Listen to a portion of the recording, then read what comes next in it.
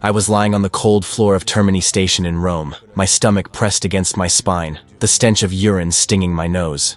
Hunger didn't hurt anymore. It had just become a part of me. People walked past me like I was a garbage bag. An old woman even stepped on my arm without looking back. Right then, I understood. To them, I don't exist. You think coming to Europe is a victory, that anyone who makes it here has won, that every African who sets foot in Italy is taking selfies in front of the Colosseum, passport in one hand, glass of wine in the other. Lie. My Europe reeks of indifference. My Italy is made of eyes that pass through me like I'm invisible. But the worst part isn't even that. What rots the most is realizing that beyond being invisible, I'm unwanted, as if the air I breathe here is stolen, as if my color, my story, and my struggle are a mistake. In that station, dirty, alone, undocumented, with cracked feet from walking, I accepted a bitter truth. Either I learn to live like a ghost, or this land will swallow me whole. And if you think I'm exaggerating, it's only because you've never had to beg to be treated like a human being. My name is Ismail. I'm 34 years old, and I'm from Conakry, the capital of Guinea. I was born in a clay house with a zinc roof, surrounded by siblings, neighbors, and noise. My father sold fruit at the market, and my mother washed clothes for other people. We had no luxury, but we had food on our plates, until the day chaos became routine, and the future started tasting like dust. On my street, all it took was a sideways glance to spark trouble. People vanished without warning. Young men like me were taken and came back changed, if they came back at all. I started to fear walking with a phone, fear speaking up, fear looking too smart. A fear that grew inside my chest and made me want to disappear. But disappearing there meant dying slowly. I had to leave. It wasn't an easy decision. They called me crazy. They said I'd end up in the sea with the fish. But I preferred the risk to watching my youth go down the drain, like the dirty water from my mother's wash basins. Italy was the destination. They told me there was work there, that all I had to do was show up and try, that the white people didn't care about your color, only if you were willing to work hard. They promised me that, and I believed them. With what little I saved selling water at traffic lights, I paid for part of the journey. The rest, well, the rest I paid with my body, with my sleep, with my dignity. You might think it was a choice, that I left my country out of greed, that I came here to take someone else's place. But you don't know what it's like to be treated as a mistake in the very place you were born. I didn't flee to live better. I fled to stay alive. The first time I set foot in Italy was on a cold dawn in Lampedusa. The smell of salt clung to my skin, my feet were swollen, and my chest was full of hope. I thought the hardest part was behind me. I thought that because I'd survived, I'd be treated like a human being. Today, I laugh at myself for thinking that. Because in Italy, my skin speaks before I do. My color shouts louder than any word I say. I walk the streets, and I'm unseen. I look for work, and I'm ignored. I search for shelter, and I'm thrown aside. But what chokes me the most is that no one even has to say a word. The contempt lives in silence, in the averted gaze, in the body that shifts away when I come near. Here, I am what no one wants to admit exists. Before all of this, before the crossing, before Italy turned me into a ghost, I was just Ismail, a skinny black boy with an easy smile and dreams too big for the neighborhood where I was born. My life in Conakry was simple. It was heat, noise, dust in the air, and the smell of fried food on the corners. Kids ran barefoot, laughing. Neighbors fought and helped each other on the same day. Life was hard, but it was full of color. It was full of people. School was a luxury my parents fought hard to give me. I was good at studying, quick with numbers. One teacher even said I had the mind of an engineer. That made me proud. But it also put me on alert. Because there, when someone stands out, they become a target. I learned that the hard way. One day, walking home from school, I was stopped by two men in uniform. They wanted to know why I was so well dressed if my father was just a market vendor. They told me to show them my notebooks. They searched my backpack like I was a thief. They took nothing, but they left a warning etched into my body. Don't dream too loud. That night, my father looked at me and said nothing. He understood. He'd been there before. The years got harder. Friends of mine started disappearing. Some were arrested without reason. Others fled to the north. I kept pretending everything was fine, that it was just a phase, until the day my older brother vanished. He left in the morning to look for work, and never came back. My mother cried for weeks. No one spoke his name again. It was too dangerous. I felt rage. Rage at the silence. Rage at not being able to ask, not being able to scream. And that's when I made my decision. Either I left, or I'd end up just like him. I started saving money selling water bottles and packets of biscuits at traffic lights. I hid from the police. Ran when I had to. Every coin was a brick in the wall I was building between me and that fate. I'd heard stories of others who tried to leave and died along the way, but I kept going, because staying there meant dying slowly. My mother didn't want me to go. She hugged me tight the day I left and told me never to forget who I was. I promised. But today, sometimes, I'm not sure I remember. I think part of me started dying that day, in that goodbye. The first stop was Mali. I spent days crammed in trucks, squeezed between bodies, no space to move my legs, people coughing, crying, vomiting. The smell was unbearable, but the worst part was the fear. Fear of being tossed out like bad cargo, fear of not making it, fear of being found. In Niger, I stayed in a warehouse for weeks, waiting for the next ride, depending on people who saw me as nothing but merchandise. I woke up to shouting, went to sleep hungry. A piece of dry bread was a celebration. No one there was human anymore. We were numbers, exhausted flesh trying to reach the other side of the desert alive. But the Sahara was hell. Sand got into everything. My skin burned under the sun by day and froze at night. I saw people collapse in the middle of nowhere and get left behind. People who just wanted to make it. People like me. But in that desert, wanting isn't enough. Only those who can endure the most pain survive. Reaching Libya was like climbing out of a pit only to fall into an abyss. The city where I stayed was run by armed groups. Everything was chaos. Nothing was safe. I was locked in a room with other men, waiting for the day to board. I felt like a caged animal. My documents? They didn't exist anymore. My identity was buried somewhere between Guinea and Libya. Still, I thought the worst was over. I thought once I got on that boat, everything would get better. That after the sea came salvation. But whoever came up with that idea has never crossed the Mediterranean in an inflatable boat.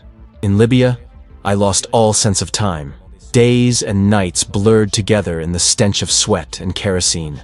Water was rationed, and any mistake came at a cost. I felt like I was rotting from the inside. Not just from what I was living through, but from what I saw in the eyes of others. No one there dreamed anymore. We just waited. Waited for the boat, for the next order, waited not to be chosen to disappear. That's when I realized, the crossing doesn't begin at sea. It begins in the soul, and mine was already soaked in fear. Just before boarding, I looked at myself in a cracked mirror and barely recognized what I saw. Sunken eyes, overgrown beard, a dirty face. Was I still Ismail? Or had I already become just another body in the line of hope? I don't know. All I know is that when they called my turn, I got up and walked toward the sea like a man walking to the gallows. And still, I went, because going back was impossible, and staying was even worse. The night I got into the boat was too dark, too silent. The sea felt like an open mouth, waiting to swallow anyone who dared to cross. The sound of the old engine sliced through the air like a muffled scream. I sat in the middle, wedged between a man who wouldn't stop shaking and a woman holding a child in her lap. No one spoke. Everyone just stared into the dark. The boat was far too small for so many people. Every movement made the edge sink lower. I gripped the sides tightly, even though I knew that if I fell in, no strong arm in the world could save me. I couldn't swim. I'd never needed to. In my mind, the sea was something from the movies. But here, it was the judge, and the sentence could come at any moment. The hours passed slowly. The wind hit my face, bringing the taste of salt mixed with fear. With every wave that crashed, I thought it was the end. The engine kept failing, and when it went silent, the silence was worse than the noise. I thought of my mother's face. I thought about the promise I made, not to forget who I was.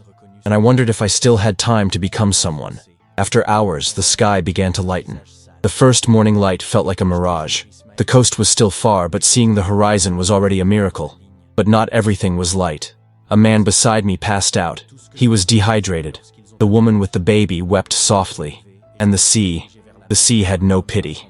We got close to the shore when the engine finally died for good. Land was in sight, but the boat drifted. No one knew what to do. Some began to pray. I closed my eyes and asked not to disappear there. Not like that. And then a larger boat appeared. I don't know where it came from. Maybe we had been monitored. Maybe someone had alerted them. Everything happened fast. We were pulled in with ropes. Life jackets were thrown. Instructions were shouted that no one understood. But in that moment, none of it mattered. What mattered was getting out alive. When I stepped onto the island's sand, my legs buckled. I kissed the ground without shame. Not out of gratitude for the land, but because, at least for that day, I had survived. I had beaten the sea, the hunger, the despair. I had beaten the absence, but the victory didn't last. They took us to a reception center, a warehouse with makeshift beds, the smell of disinfectant and cold food. They gave me a blanket and a slip of paper with a number on it. I was no longer Ismail. I was just another numbered body on the list of new arrivals. That's where my new identity began. The African nobody wants. I spent days in that center. I barely slept. I heard people being taken away in the middle of the night. Some came back. Some didn't. I tried to understand the system, but everything was in Italian. Everything was confusing. I started copying others. If someone got up, I got up. If they stood in a line, I followed. That's how you survived. By imitating. Trying to stay invisible. Trying not to be the next one to disappear. One day they put us on a bus. They said we were going to Rome. No explanations. Just orders to board. We drove for hours. Through the window, I saw an Italy that looked like another planet. Tall buildings, glowing storefronts, clean cars. None of it was for me. I was the one hidden in the basement. The one who doesn't even show up in the statistics. We arrived in Rome and were dropped off at an old building in a distant neighborhood. An abandoned school turned shelter. There I met others like me, Nigerians, Malians, Senegalese, all with the same story. Escape, desert, sea, all with that same look. The look of someone who's seen too much and been forgotten. At first I tried to follow the rules. I waited for my documents. I went to the interviews. I did everything they told me to. But time passed and nothing changed. No papers, no answers, just empty promises. So I started looking for work on my own. I knocked on doors, offered help, asked for a chance. But the moment they looked at me, they shook their heads. They didn't even need to speak. My skin answered for me. I managed to get a gig carrying boxes at a market. Hard labor at dawn for almost nothing. But it was something. With that money, I bought bread and soap. And still, someone stole my things in the shelter. Complain? To whom? The answer was always the same. There's no proof. I learned to hide everything I owned. Even my smile. I started sleeping outside the shelter. Fewer arguments, fewer fights. I found a corner at Termini station, where at least there were people walking by. People who might see me, but no one did. It was like I was made of glass. They walked over my blanket like it was garbage. And that's when I understood. In Italy, I'm invisible. And worse than not existing, is existing and having no one want you there. Sometimes I hear people talking on the subway, thinking I don't understand. They say we're invaders, that we came to steal jobs, that we dirty the city, that we should have stayed where we were. And I think, do they have any idea what I went through to get here? Do they know how many bodies were left in the desert? How many floated in the sea? Do they know what it means to sleep each night wrapped in fear? But it doesn't matter. Because here, my story means nothing. My name means nothing. All they see is my skin.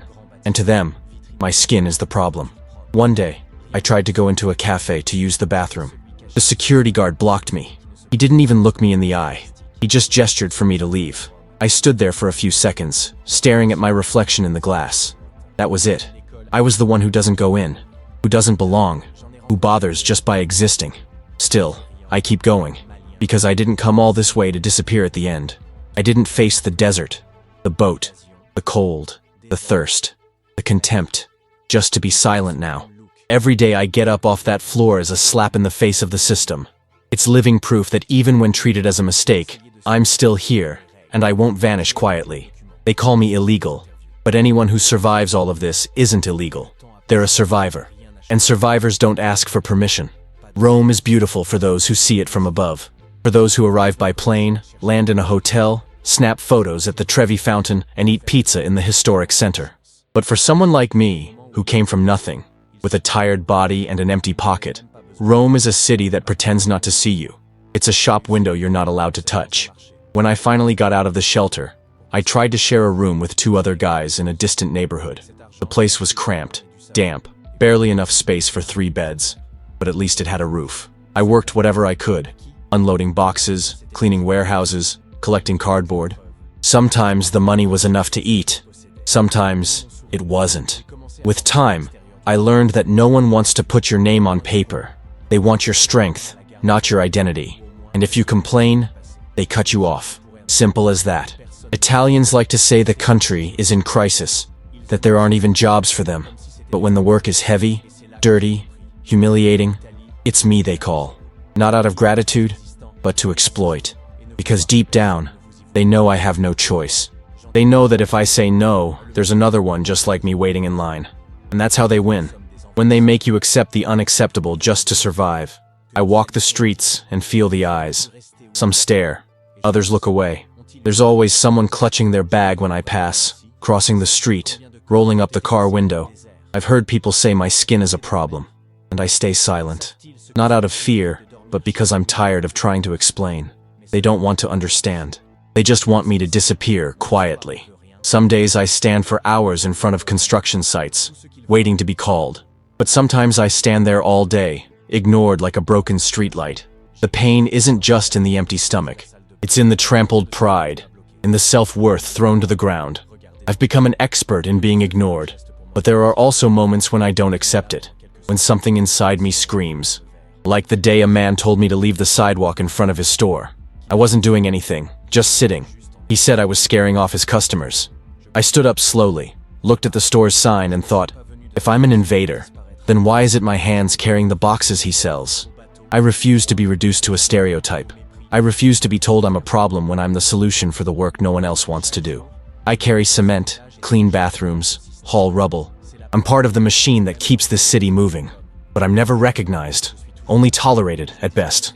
Sometimes I think about going back. But going back to what? Guinea is no longer my home. And here, I'm not wanted. I'm stuck in a limbo where everything is improvised. Delayed documents, irregular work, a life on pause. I'm not a citizen of anywhere. I'm just a tired body trying to survive in a country that pretends I don't exist. And still, I go on.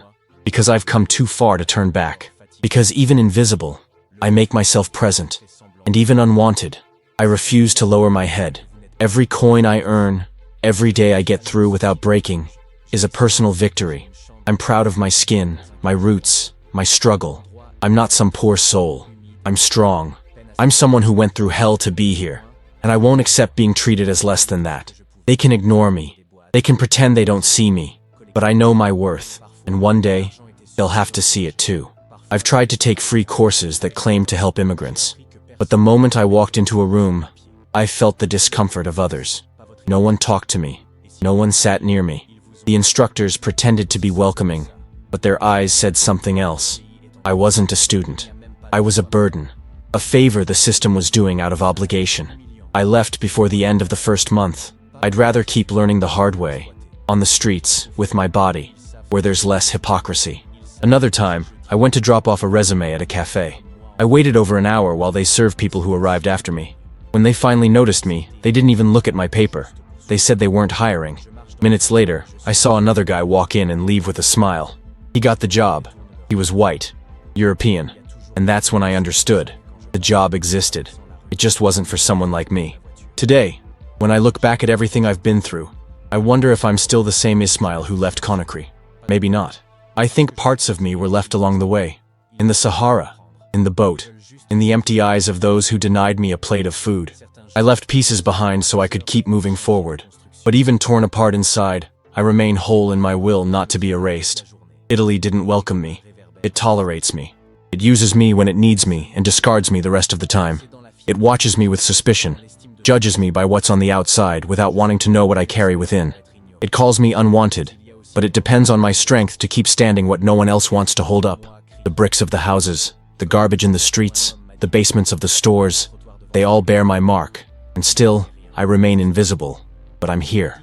You can pretend not to see me, not to hear my story, to think I'm just one more among many. But my presence is uncomfortable because it resists. Because even without documents, without a name on a door, without a welcome, I exist. And every step I take on this ground they say isn't mine is a way of saying, I'm not leaving. Not while I can still breathe. You can call me whatever you want, but I know what I am. I'm a survivor. And if my story makes you uncomfortable, maybe it's because it reveals something no one wants to face, that the system needs people like me, but refuses to recognize us. So go ahead, Leave a comment. Tell me what you think I am.